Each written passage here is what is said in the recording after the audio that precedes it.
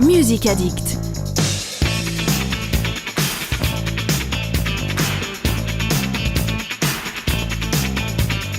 Bonjour à tous, bonjour et bienvenue dans le Sun Music Addict, votre rendez-vous hebdomadaire de musique live et d'interview. On est ensemble jusqu'aux environs de 18h45. Alors aujourd'hui, au programme, la voix pop suave de Sonia Kiang, qui flirte avec la soul, la musique et les arrangements contemplatifs de Kevin Isher. C'est le duo Seekers Keepers qu'on a le plaisir de recevoir. Bonjour à tous les deux. Bonjour. Salut. J'espère que j'ai pas trop écorché ton nom. Non, Sonia, c'est ça, Kiang. Kiang, parfait, ok. Merci d'être avec nous, tout d'abord. Vous avez sorti en début d'année votre EP intitulé Rue Kervégan. Alors avant d'en parler plus en détail, est-ce que vous pouvez nous dire rapidement qu'est-ce qui vous rattache à ce lieu en particulier, un lieu que les Nantais connaissent bien, il y a beaucoup de bars, de restaurants, c'est un lieu haut en couleur avec beaucoup de vie, mais vous personnellement, qu'est-ce qui vous attache à cette rue ? Personnellement, on a beaucoup de souvenirs en fait. On se connaît depuis très très longtemps avec Kevin. Et donc, depuis qu'on est jeune, on a quand même pris l'habitude de se retrouver rue Kervégan. On a un peu grandi en fait dans cette rue pour différentes raisons. Vu qu'on est, on est nantais, et puis on voulait faire un EP aussi un petit peu en forme de clin d'œil à Nantes, parce que c'est vrai que ça nous tient à cœur quand même de dire un peu d'où on vient, de rendre hommage un petit peu à cette ville-là. Donc la rue Kervégan, on a trouvé que c'était assez représentatif de notre amitié. C'est central, on a passé pas mal de soirées là-bas, je pense comme pas mal de Nantais. Enfant du centre-ville. Voilà. On a un super copain qui habitait là-bas. Beaucoup de souvenirs. Ouais. Et vous y allez encore beaucoup ?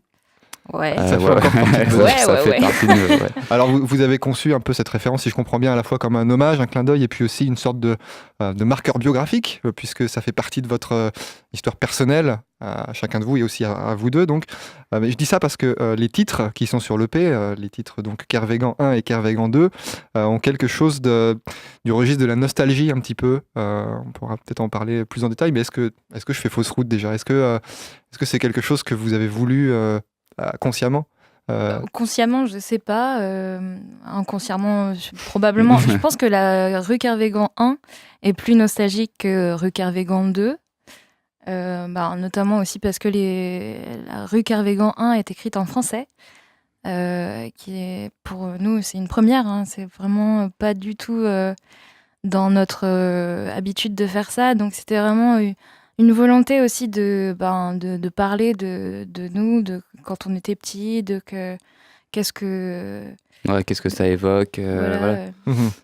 Et effectivement, alors moi j'ai trouvé qu'il y avait beaucoup de nostalgie parce que dans les paroles, tu dis c'est bien comme avant, sage comme avant. Effectivement, tu fais référence à l'enfance ou alors à l'adolescence, je sais pas. Je trouve qu'il y a aussi un côté photographique dans ce titre.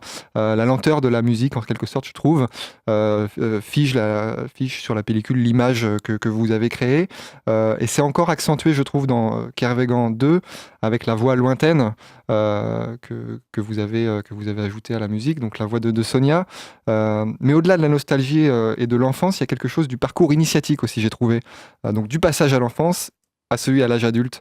Est-ce que cette EP symbolise aussi ce passage en tant qu'artiste, ce passage initiatique de l'apprentissage ? En tant en tant qu'humain et en tant qu'artiste, je pense l'album en entier traite un peu de tout ça, du passage à l'âge adulte, de comment on vit les choses. Ça traite de sujets assez communs quand même, de l'amour, tout ça. Et puis voilà, nous on va passer bientôt à la trentaine. Ouais, voilà, nous on est encore un peu des enfants, quoi. Mais c'est ça, on se pose pas mal de questions, genre. Est-ce que c'est normal ? Ouais, et puis voilà, ça fait longtemps qu'on fait de la musique ensemble aussi, tous les deux.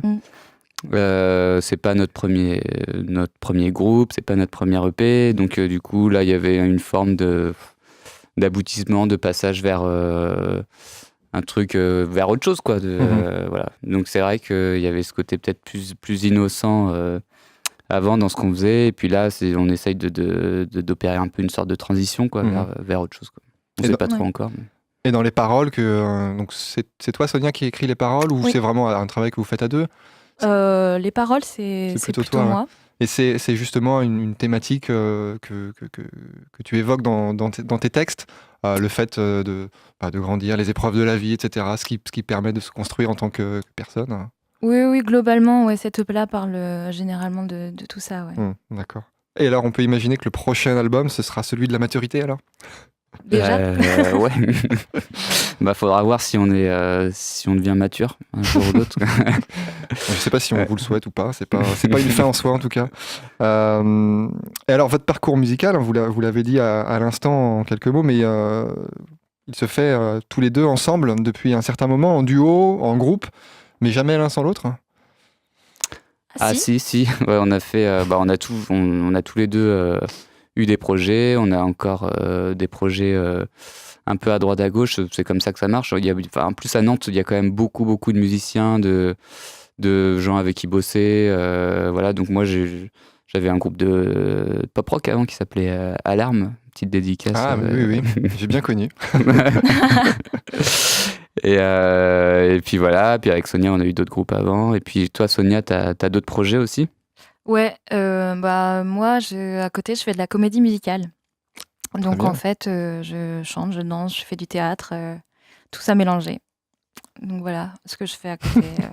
Et des figurations. Très bien. Ouais, oui, malheureusement, je fais aussi de la figuration. J'essaie de faire le plus possible, quoi. D'accord. Pour pouvoir vivre de ça. Aujourd'hui, Seekers Keepers, c'est votre projet principal, c'est celui sur lequel vous misez le plus, c'est celui sur lequel vous travaillez le plus? Ouais, c'est celui qu'on kiffe le plus, je pense. Ouais, je pense que c'est... Enfin, après, je peux pas vraiment dire ça, parce que je suis quand même porteuse de plusieurs projets. Ouais. J'ai notamment faut pas le dire, ce serait pas sympa composé une comédie musicale, donc c'est vraiment ça, un gros projet aussi pour moi, c'est vraiment un gros truc, quoi. Donc c'est vraiment très très différent, je peux pas dire qu'il y en a un plus au-dessus que de l'autre. Ok. Mais bon, aujourd'hui on dirait que c'est Seekers Keepers. Puisqu'on est là pour ça. Ouais. Depuis la sortie de l'EP, est-ce qu'il y a des choses qui ont évolué par rapport au groupe, par rapport au projet, en termes de visibilité? Ouais, nous, en termes de visibilité, je pense que on a rencontré pas mal de médias, on a fait pas mal de radios ces temps-ci parce qu'on sortait notre EP en janvier, déjà, surtout pour ça. Et puis dernièrement aussi, on a fait partie d'un groupe d'accompagnement artistique à Trampolino qui s'appelle MAD. Voilà, et on a bossé dernièrement avec Laura Abad qui est une chorégraphe et Ulrich Palud qui est ingé son. Donc voilà, on essaie de s'entourer de gens, on essaye de faire parler de nous, il y a pas mal on est sur plusieurs fronts à la fois pour développer au maximum le potentiel du groupe, quoi, voir jusqu'où on peut aller. C'est pas possible de faire de la musique tout seul dans son coin en utilisant simplement ses propres compétences. Comme tu dis, il faut s'entourer des personnes. Ouais, je pense que c'est important déjà pour avoir un avis extérieur de gens qui connaissent la musique, qui travaillent dedans, qui ont déjà plus d'expérience que nous. Et puis ça peut nous aider vraiment à progresser. Après, je pense qu'il n'y a pas forcément de carrière ou de chemin tout tracé à suivre. Mais je pense que dans n'importe quel domaine, c'est toujours important de rencontrer des gens. Voilà, pour si on veut progresser, c'est hyper important. Ça fait partie de l'apprentissage, c'est comme ça qu'on grandit. Alors, je voulais en parler un peu plus tard, mais puisque tu l'as évoqué, l'accompagnement MAD au Trampolino. Alors, je rappelle, le Trampolino, l'association Trampo, et puis la structure qui se trouve sur l'île de Nantes, c'est... peut-être vous pouvez en dire quelques mots, vous connaissez certainement mieux que moi. Donc, à la fois sur le Trampo, et puis sur l'accompagnement, en quoi ça consiste? Est-ce que c'est, pour vous, un palier que vous avez franchi, une forme de reconnaissance? Est-ce que c'est aussi un tremplin pour progresser? En quoi ça consiste tout ça exactement? Déjà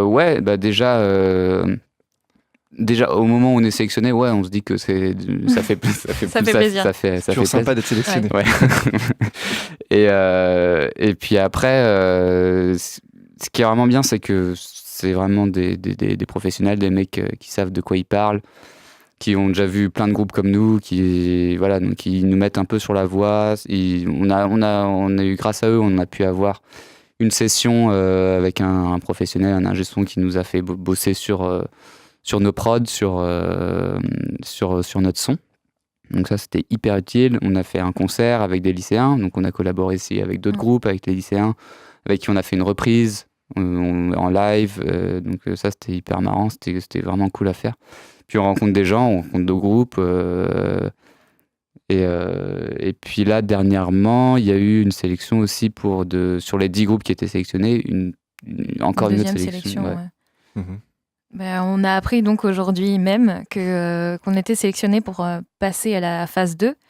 Et donc la phase 2 consiste en une résidence en fait qui se passe à Trampeau en fonction de ce qu'ils ont repéré. Donc on a fait un concert en fait. Ça s'est fini. La phase 1 s'est finie sur un concert.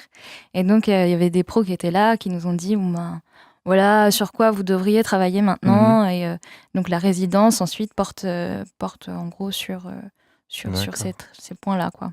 Ces phases de sélection et tout ça, ça fait un peu nouvelle star, un peu, c'est ça. Mais avec tout le respect que je porte au Trampeau et tout ça, hein. Non, mais c'est assez drôle, effectivement. Vous le vivez vraiment comme une chance, ça vous sentez vraiment que ça va vous faire progresser, parce qu'il y a quand même un discours à l'opposé qui aurait plutôt tendance à dire que c'est une forme de conformisation aussi à des modes, parce que les personnes et les structures qui portent ces accompagnements sont pas non plus neutres, etc. Qu'est-ce que vous en pensez? Non, mais moi je pense que c'est toujours hyper important d'avoir un esprit critique sur ce qu'on fait, sur ce qui est mis en place, parce que c'est vrai que Trampeau, Nantes, c'est quand même Le point central. c'est l'établissement, c'est le point central. Il faut un peu passer par là, apparemment.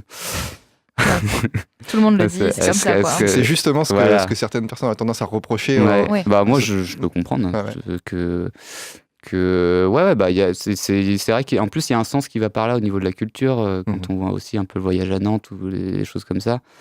L'uniformisation, c'est parce que c'est rentable, quoi, en fait, de faire des choses comme ça.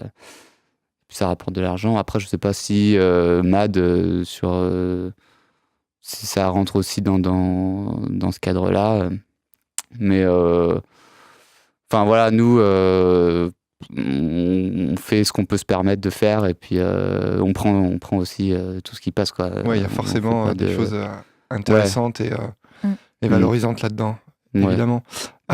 Écoutez, on a beaucoup parlé, c'est bien, mais peut-être qu'on a envie de vous écouter aussi jouer de la musique. Vous êtes aussi là pour ça. Je propose que vous rejoigniez vos instruments, mais peut-être juste avant, nous dire ce que vous allez nous jouer tout de suite. La prochaine chanson s'appelle Quiet. Quiet, d'accord. On en parle tout de suite après. Je vous invite à aller vers vos instruments.